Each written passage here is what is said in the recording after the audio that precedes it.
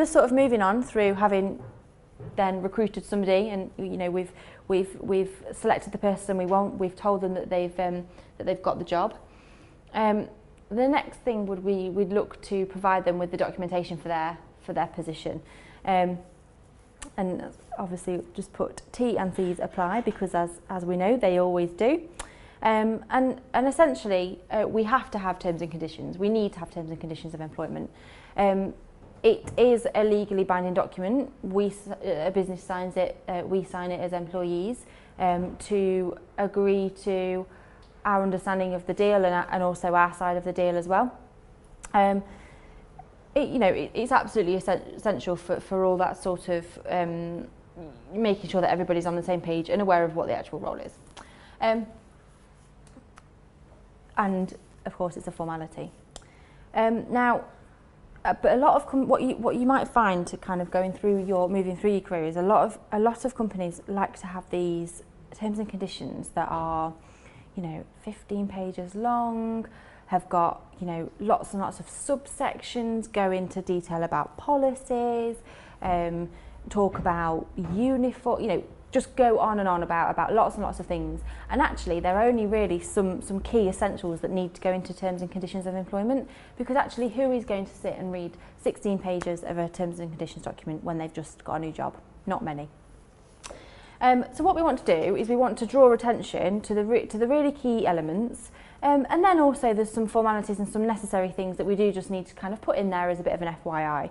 And some of these can vary as per the role. So we always want to advise what salary is, and presumably we've already had that conversation either at interview or at offer stage. Working hours, we need to be really clear about that. Pension contributions, so again it's another, I'd like to say benefit, but it's not a benefit, it's a statutory requirement these days. It's something that it's a fundamental aspect of someone's employment that they like to know.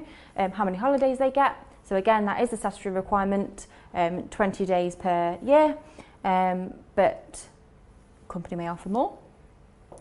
And also where they can find their company policies and procedures. So with Dimensions, the company that I work for, we have a employee handbook, and within that employee handbook we have all of our procedures and policies around absence, details around our sick pay scheme, the policies, parental leave policies, all of our policies that somebody might want to refer to at any given point during their employment with the business.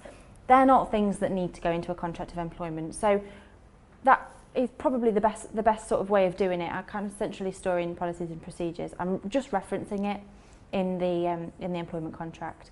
They do have the fact that you have an employee handbook or a collection of policies and procedures does need to be referenced in the employment contract, but absolutely don't need to be listed.